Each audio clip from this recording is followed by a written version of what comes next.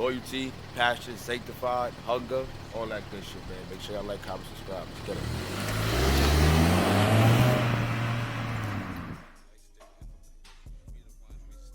Yo, what's good, y'all? It's your boy King Willow.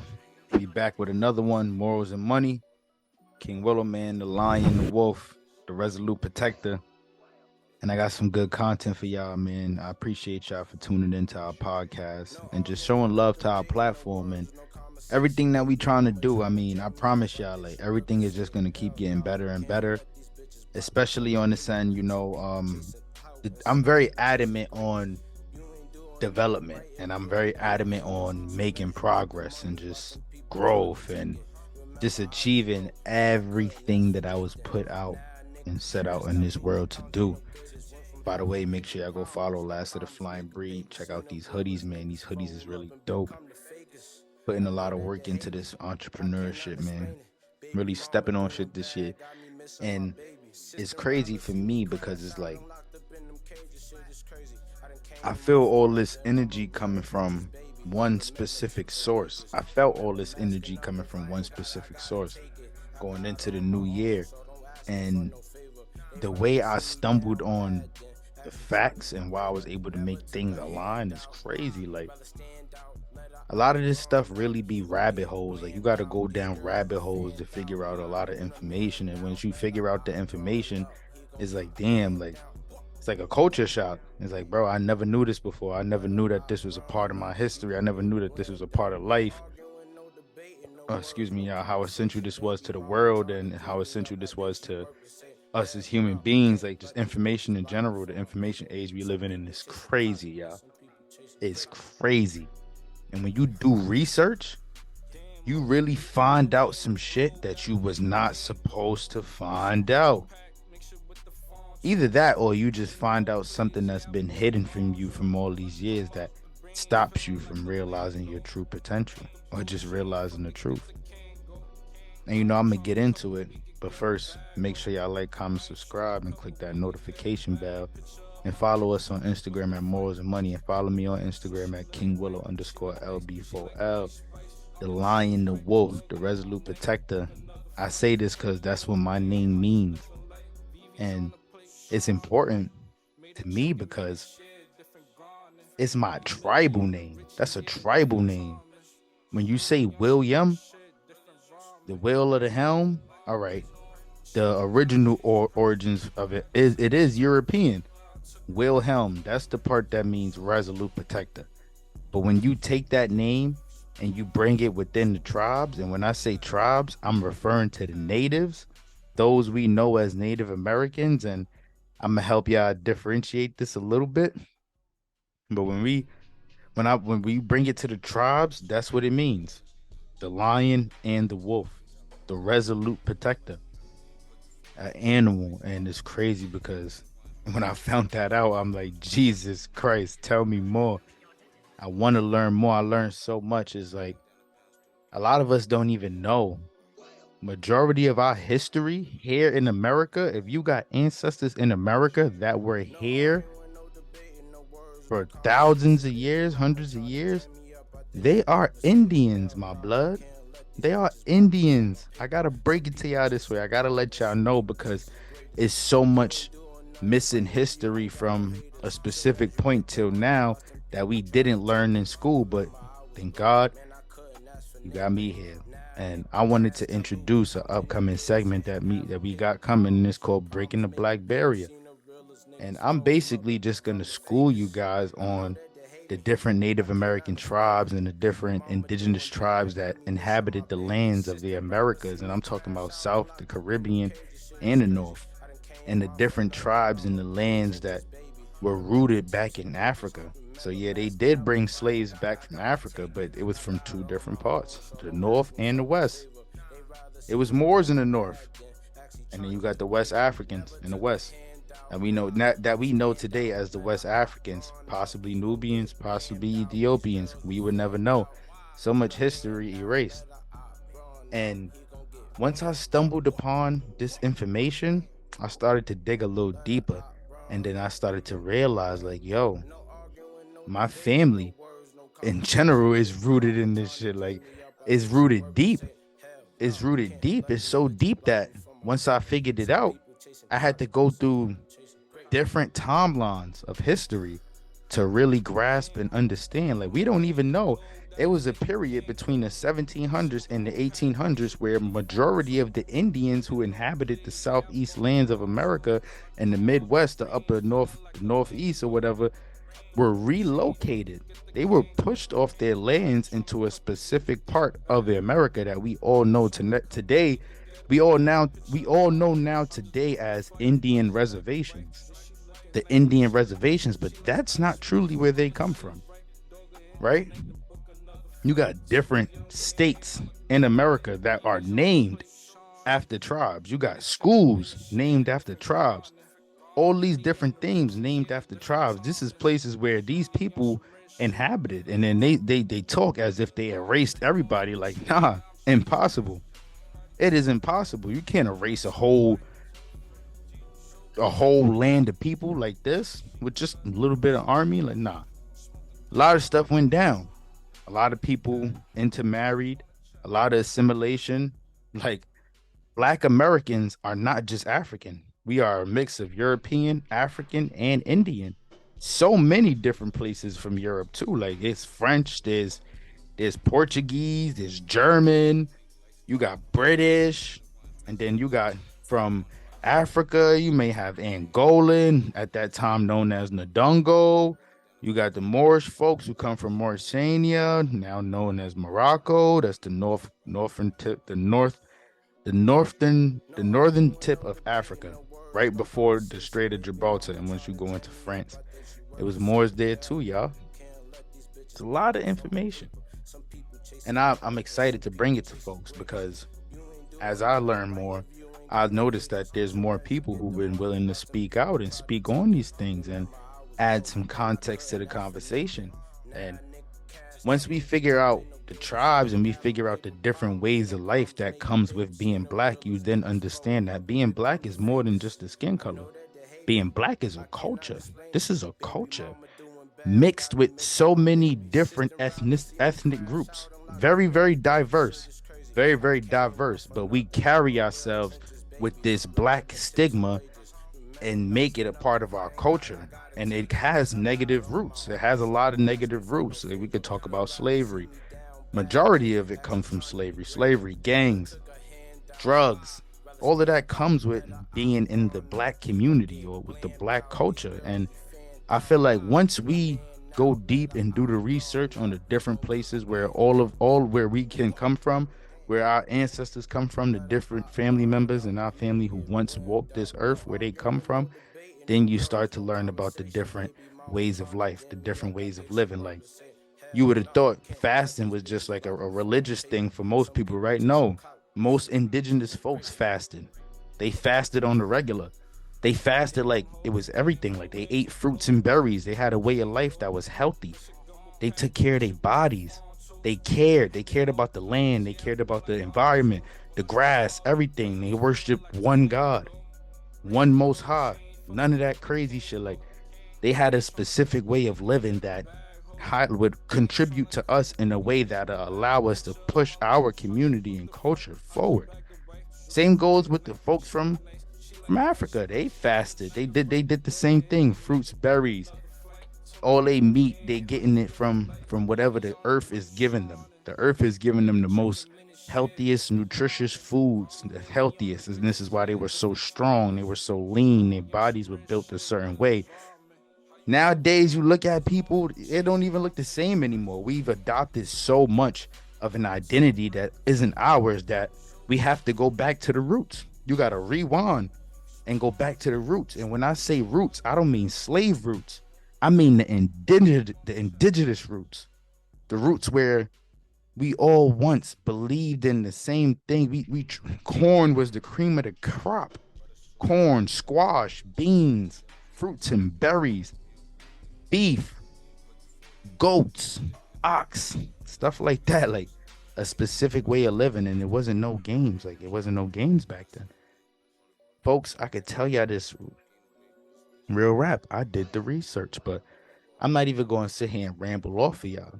I got my good sis. I found this video here on TikTok and I just wanted y'all to check it out before I go into the introduction for this presentation that we got coming for y'all. Right? Now let's check this out. My good sis, she went crazy, right? She could break it down for y'all better than I just did.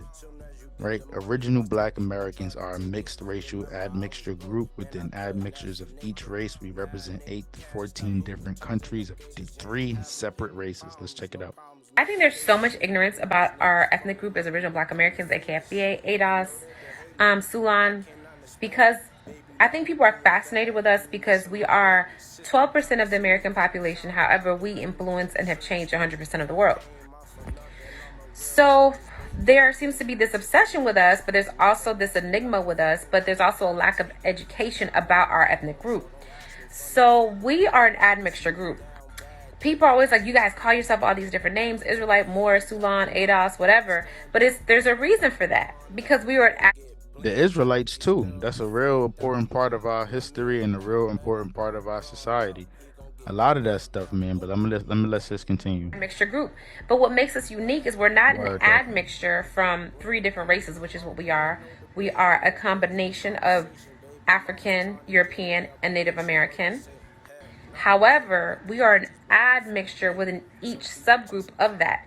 So we're not just from one country in Africa. We're not just from one European country, and we're not just from one ethnic tribe of Native American.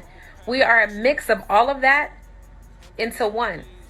So like, for example, for me, I have Nigerian, Malian, Cameroonian, I have Benin, Togo, and I think 2 other groups. And then I have Scottish and British and Portuguese, and so there's just all these different mixes. So I'm not from one country, and almost no original Black American is only from one country of each group. You'll rarely find an original Black American or FBA who's like, I'm from Nigeria, I'm from Britain, and I'm from Seminole tribe. All right, y'all may have some questions, right? I know a lot of people may be wondering, what is a Seminole? I did the research for you guys. So the Seminole Indians come from Florida. They come from Florida. It's the Seminole tribe of Florida. Now, to my knowledge, that's one of the many tribes who actually adopted the name Afro-Seminole because of the assimilation of free African slaves, or slaves who were Africans who were escaping slavery, being assimilated into their tribe, and they fought together.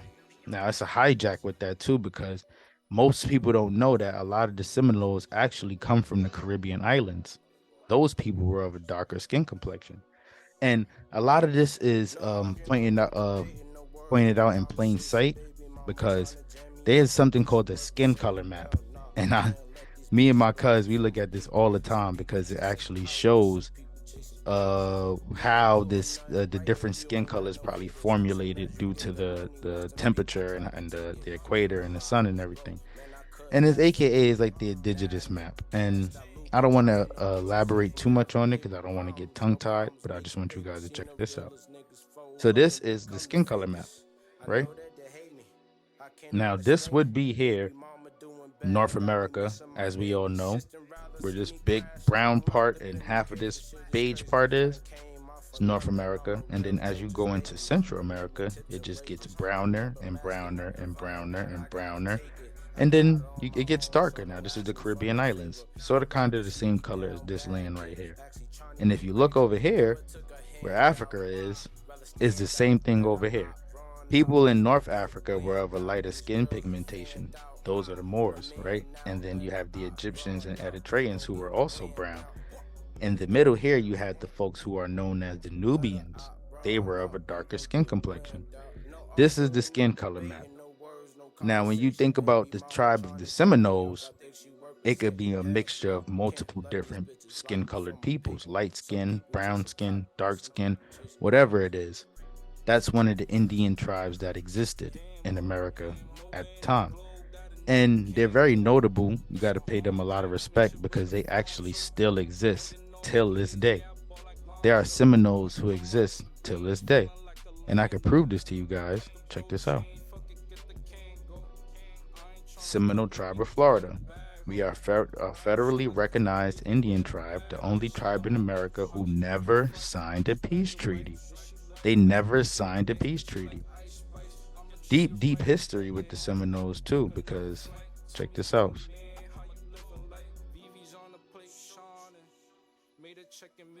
Should have had a lot of this pulled up already for you guys, but these are Seminoles.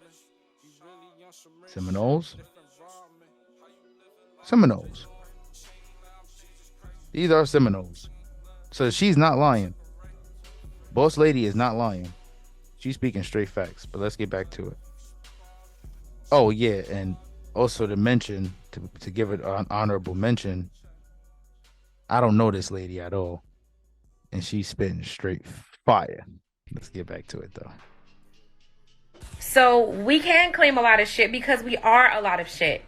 We are a melting pot of 3 different races. So when y'all try to be like, oh, you know, y'all say y'all not African because we're not. Our ethnogenesis is in America, but we have descended from Africans, but we're not Africans. We're mixed, and we have changed culturally into a different ethnic group. But yes, we can't claim our African ancestors because our ancestors are African. So somebody might say, oh, you know what? They might represent Mali or Nigeria or Ghana or what have you, because that's part of their admixture. All of it. Somebody could say, okay, well, I'm about to go see what Scotland is about, and I'm going to go see what England's about, and I'm going to go see what Norway's about, because they have ancestors from all of those places. Somebody who has Native American could say, well, I'm going to see what Choctaw or Cherokee or Seminole, because Choctaw, Cherokee, or Seminole. This is very important again, you guys. I'm not going to go on a rant, but I just want to educate and put y'all on. So the Choctaw and the Cherokee also come with the tribe of the Chickasaw and the Creeks. So these tribes, along with the Seminole, are known as the 5 civilized tribes of America. They were federally recognized after, of course, they were pushed off their land, and Andrew Jackson, after he did what he did during his presidency, and they took everybody's land. They took all the Indians' land, and yeah, that's where we have it. But yeah, the Choctaw, the Cherokee, Seminole, Chickasaw, and the Creek. 5 civilized tribes. And I could give you guys a definite breakdown of where their land is specifically at. You just got to give me a second to find this map. Once I find this map, I'll let you guys know. So give me 1 second, and I'll be right back with you guys. So body butter season. It is here and is among us, because right now it's 46 degrees outside. So what happens during the summer, I want to use body oil because it's nice and thin and it's light, and it soaks into your skin nice and easy, and it's great for the warmer seasons. However, when you get into the colder months like fall, winter comes around, especially if you're up in the Northeast or in Chicago, wherever, you're going to want to use something more thick like our shea butter or our body butters. These are a fan favorite. It comes in different scents and different varieties. It is going to lock into your skin. It's using saturated oils plus beeswax to actually lock it into your skin and to retain that moisture your entire day. No water, no alcohol, no fragrances. Just 100% natural ingredients. So if you guys have any questions, let me know. Contact at garnersgarden.com. Thank you. All right, I appreciate y'all for tuning in again, man. Make sure y'all go check out Gardener's Garden, man. That's Gardener's Garden for that good hair care, good skin care, good bed care, good everything, man. I mean, they keep me top of the line. Always fresh skin, never flaky. Everything always A1, man. I just want to try to go follow and make sure y'all shop. No dicking around. But yeah, like I was saying, Choctaw, Chickasaw, Creek, Seminole, and Cherokee. 5 civilized tribes. All right. Now, these tribes are federally recognized, like I said, and were assigned and given land in the places what we now know as Oklahoma, if I'm not mistaken, Mississippi, and some parts of Arkansas. They were relocated from Mississippi and Alabama. That's where the Choctaw were. And I have a map, as a matter of fact, to show you guys specifically on where these tribes were based. And we can check that out right now, too. Let's look into it. So, for all my New Yorkers, this is what you're looking at. Delaware, Powhatan, Iroquois. By the way, the Iroquois comes with the Cayuga, the Seneca, the Onondaga, the places that they named colleges after. Everything that the Iroquois consists of. And then you have the Pamunkey, the Susquehanna, the Powhatan, and there's a couple more tribes that are here in New York. The Massachusetts, it's a whole state named after that one now. Tuscarora, I got a little bit of this one in my family too, and some Cherokee. You got Chickahomie, Catawba, Tuskegee, like I said, Creek, Chickasaw, Choctaw. The Seminoles would be here in Florida, but they're a mix of some free folks from this area and natives from Florida who broke off from the Creek Nation and formed their own little tribe called the Seminoles. Here you see the Chickasaws and the Choctaws in places that we will now know as Alabama, Mississippi, this area. This is the southeastern United States. So when she speaks on Choctaw, Chickasaw, and Creek and stuff like that, these are the tribes she's referring to. These are the people she's referring to. And they inhabited this land for so many years, thousands and thousands and thousands of years. They are actually descendants from a different culture called the Mississippians that I'm going to talk about in a later segment. Like I said, we streaming everything. I want to put y'all on everything. This is free information, man. Free 99. Get it while it's fucking hot. Let's tap back into old girl, though. She was dropping them gems. Now I don't want to, break off from them gem dropping, because when you dropping them gems, she dropping them gems. Let's get it. They're from all those places. So we represent a mixture of a whole host of different cultures from different races. So that's why some people are like, we're Hebrew Israelites, because they identify with the Israelites that were stolen from Africa. But some people say, oh, I'm a Moor, because the Moors who were enslaving the Israelites also got caught up in the slave trade and were shipped. Now, she was about to start dropping bombs. Like I said, Moors got caught up in the slave trade too. That was all a operation to relocate people and to found America. America was already a land existing here at one point in time. So all the names are new. Everything is new, but the land has been the same. And this is why I'm saying it's important to go back to the roots, because you heard what she just said. It's people who identify as Hebrews and Israelites because they relate so closely to it, because they were the people taken from the land. They were a part of the tribes taken from the land. And then you got folks who identify with the Moors because they were also a part of the slave trade, something called French Huguenots. And you got the Melungeons, you got different Africans. You got people from Portugal who were colored, who were involved in slave trade. They were slave masters. The Boule, a lot of them were descendants from slave masters, black-owned slave masters, and a lot of history that come with it. But when you're doing the research and you're able to identify these different things and put your finger on it, then it allows you to find some type of way to correlate and connect with a culture that once existed that's no longer here. It's not here, but we still are. So as long as we still here, we can keep the ball rolling. And this is my message to all my African brothers, all my black European brothers, all my brothers over there in the countries of what we know now as Europe as a whole, all my colored folks from over there. We can identify with things that's way bigger than what we think it is.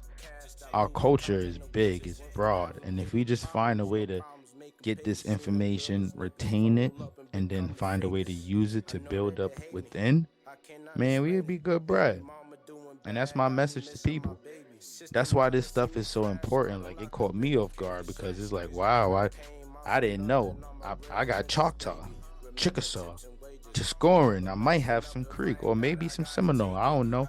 I got African, I got French, I got German, all those different things that's in my family bloodline. And they're not too far from where we are today. I'd say give or take 150, 200 years, about only. That's what, 4, 5, 6 generations? So 6 generations removed from an identity that once existed that's no longer here. I'm here. And I feel like I've been associated with the black culture for so long. That does not mean I don't want to be black and I hate being black. I love the color of my skin and I love my melanin, but I also understand that a lot of these things existed prior to what being black once was. And I want to connect to that because I believe that there's something within that timeline there's a missing link that'll help us restore our own humanity or our own righteousness or our moral code, hence morals and money. We'll be able to restore these things and shine light on the problems that we face in our community and open new doors for other people, because that's what it's about. There's people out here who are fighting traumatic health problems and who think health runs in the family, like it's hereditary, or who think hard living runs in the family, whether it be poverty, financial issues, or these things like that. If something not passed down to you, they think these things run in the family, but there's always a chance to start a new story. They rewrote our history. That does not mean we cannot rewrite the future. We can rewrite the future because that's what it's about. And I promise y'all, the minute we do that, we'll be good money. The pen to the pad, a lot of this stuff is biblical. It was already written. We just got to follow the words. Follow the words. Appreciate y'all. King Willow, the Lion, the Wolf, the Resolute Protector. Make sure y'all like, comment, subscribe. Let's get it.